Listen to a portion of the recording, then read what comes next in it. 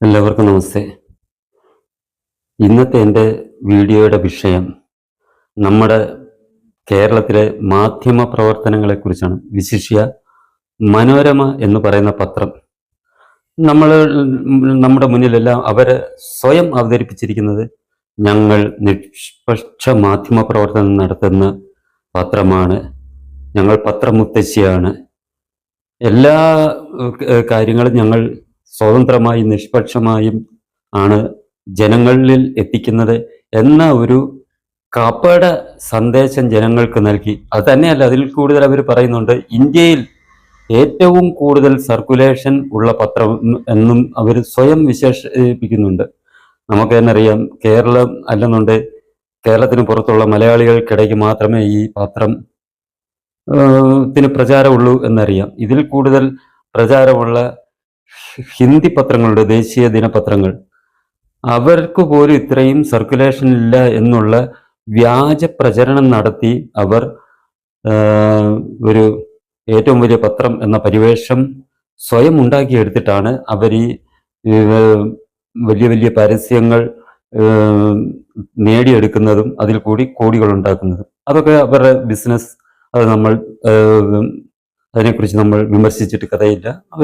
കാരണം അവരൊരു കമ്പനിയാണ്, അവരുടെ കമ്പനിയെ വളർത്താൻ വേണ്ടി പലതും ചെയ്യുന്നു. പക്ഷേ ഈ നിഷ്പക്ഷ മാധ്യമ പ്രവർത്തനം എല്ലാവരെയും തുല്യമായി കാണുന്നു എന്ന് പറഞ്ഞുള്ള അവരുടെ ഇനിയുള്ള ആ പ്രവർത്തനം ഒരിക്കലും ഇനി മുന്നോട്ട് കൊണ്ടുപോകരുത്.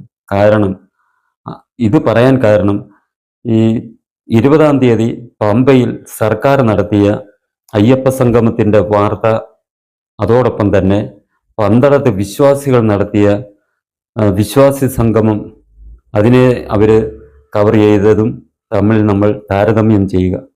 ഇപ്പോൾ ഞാനിത് കാണിക്കുന്നത് പമ്പയിൽ നടത്തിയ ആദ്യത്തെ, ഞാൻ ആ വീഡിയോയിൽ കാണിക്കുന്നത് പമ്പയിൽ നടത്തിയ സർക്കാരിൻ്റെ അയ്യപ്പ സംഗമത്തെക്കുറിച്ച് മനോരമ നൽകിയ വാർത്തയെക്കുറിച്ചാണ്. അത് അറിയാം, അവർ അത് പ്രാദേശിക പേജിൽ വളരെ വലിയ കവറേജ് കൊടുത്തതിന് ശേഷം അവരുടെ ഒരു ജനറൽ പേജ് ഉണ്ട്, വർത്തമാനം എന്ന് പറയുന്നത്. കേരളത്തിൻ്റെ വിവിധ ഭാഗങ്ങളിൽ നടക്കുന്ന സംഭവങ്ങളെല്ലാം കൂടെ ചേർത്ത് കേരളം മൊത്തത്തിൽ പ്രചരിപ്പിക്കുന്ന ഒരു പേജാണ് വർത്തമാനം. വർത്തമാനം എന്ന പേജിൽ സർക്കാർ പരിപാടിയെക്കുറിച്ച് വന്ന വാർത്തകളാണ് നിങ്ങൾ ഇപ്പോൾ കണ്ടത്.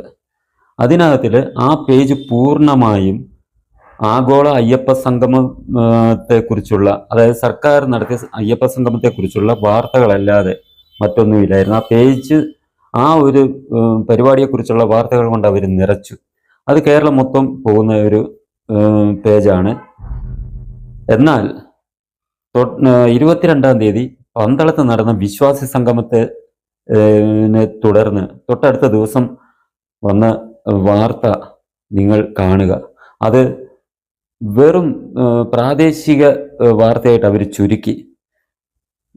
കുറ്റം പറയരുതല്ലോ, അവരുടെ 1-ാം പേജിൽ ചെറിയൊരു വാർത്ത അവർ കൊടുത്തു അതിനെക്കുറിച്ച്. എന്നാൽ അന്നത്തെ ദിവസത്തെ വർത്തമാനം എന്ന പേജ് നോക്കുക. അതിൽ സിനിമ മോഹൻലാലിന് ഫാൽക്കെ അവാർഡ് പ്രഖ്യാപിച്ചതിനെ കുറിച്ചുള്ള വാർത്തകളാണ് അതിനകത്തിൽ വന്നത്. അല്ലാതെ അതിൻ്റെ ഒരു ഭാഗത്തെങ്കിലും ആഗോള അയ്യപ്പ സംഗമത്തിന് കൊടുത്ത അത്രയും പ്രാധാന്യം കൊടുത്തില്ലെങ്കിലും ഒരു ചെറിയൊരു പ്രാധാന്യത്തോടു കൂടിയെങ്കിലും ഒരു ചെറിയ വാർത്ത പോലും അവർ പ്രസിദ്ധീകരിക്കാൻ തയ്യാറായില്ല. അത് തികച്ചും പ്രാദേശികമായിട്ട് ഉള്ളത് ചുരുക്കി.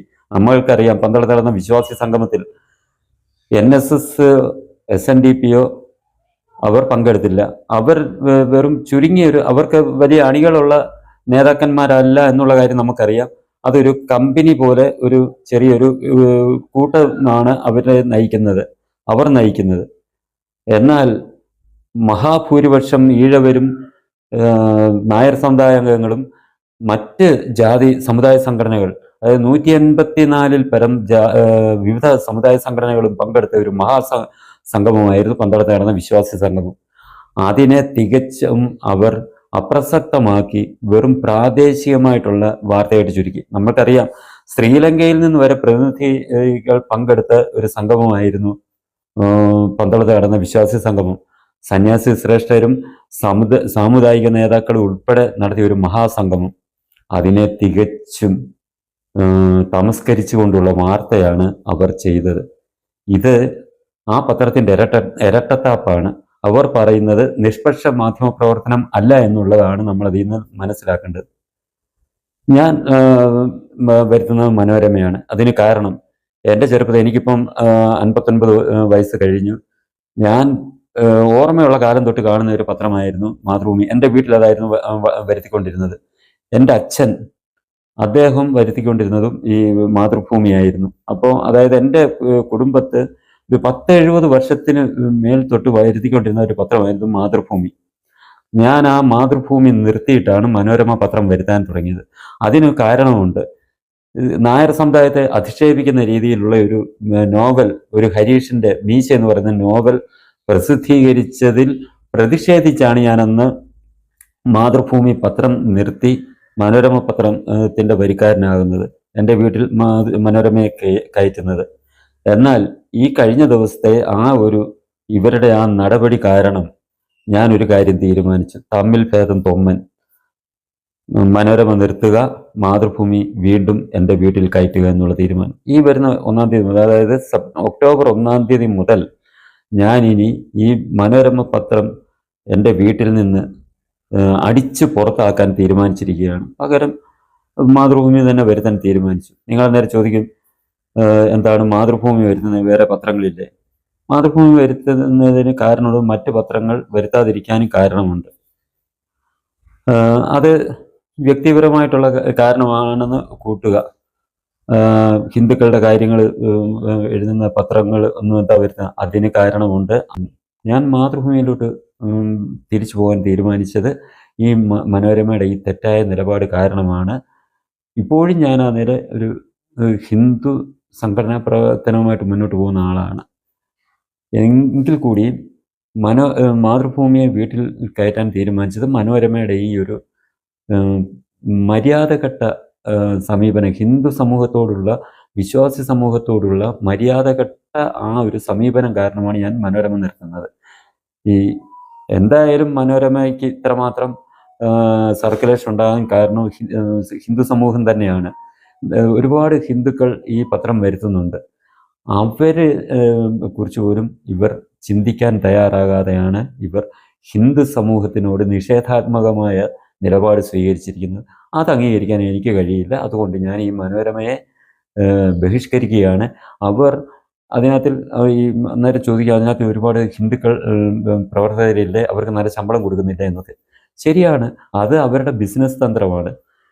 അതിനു വേണ്ടി മാത്രമാണ് അവർ ഹിന്ദുക്കളെ അതിനകത്തിൽ ജോലിക്കെടുത്തിരിക്കുന്നത്. അവർ ഒരിക്കലും ഹിന്ദുവിൻ്റെ ഒരു ന്യായമായ ആവശ്യത്തിന് അവർ സഹകരിക്കുന്നവരല്ല, അവരതിനെ ഒരു രീതിയിലും അനുകൂലിക്കുന്നവരല്ല എന്നുള്ള കാര്യം നമ്മൾ മനസ്സിലാക്കുക. മനോരമയെ കഴിവതും നമ്മൾ ഒഴിവാക്കാൻ ശ്രമിക്കുക. ഇവരുടെ ഈ അപ്രമാദിത്വം അവസാനിപ്പിക്കേണ്ട സമയം കഴിഞ്ഞു. കാരണം അവർ ഹിന്ദുവിന് എന്നും എതിരാണ് എന്നുള്ള കാര്യം, വിശ്വാസികൾക്കെന്നും എതിരാണ് എന്നുള്ള കാര്യം നമ്മൾ മനസ്സിലാക്കുക.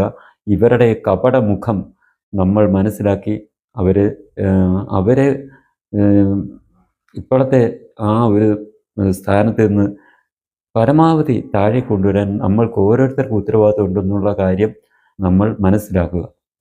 ഇനി ഈ ചാനൽ സബ്സ്ക്രൈബ് ചെയ്യാനും ബെൽ ബട്ടൺ അമർത്താനും ലൈക്ക് ചെയ്ത് ഷെയർ ചെയ്യാനും മറക്കരുത്.